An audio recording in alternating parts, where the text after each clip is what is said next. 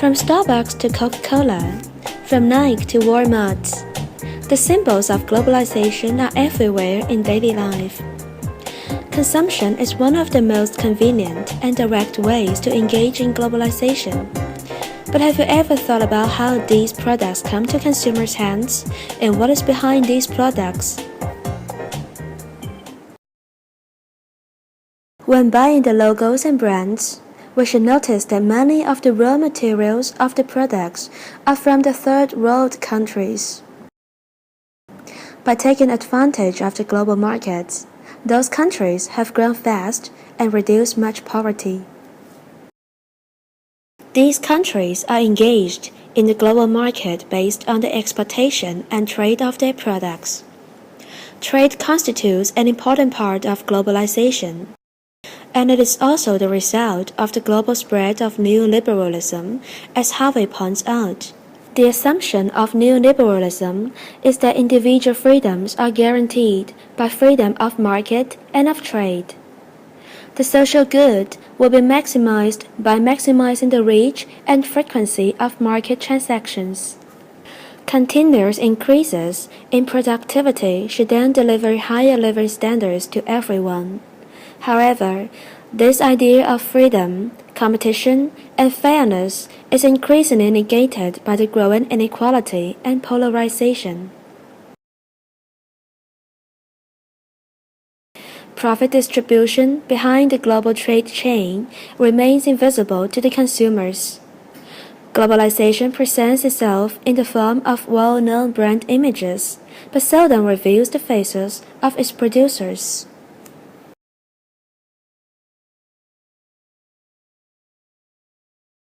Foreign trade is the key to prosperity. Free trade will bring on a Great Depression. As Lechner and Bolly assert, foreign trade and globalization has polarized people throughout the world. Some see it as the way of the future, bringing unprecedented prosperity to everyone, everywhere.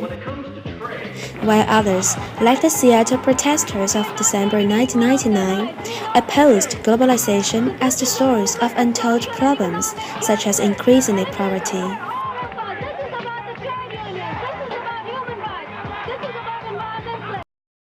They argue that the trade liberalization agenda has been set by the North, or more accurately, by special interests in the North. Consequently, a disproportionate part of the gains has been distributed to the advanced industrial countries.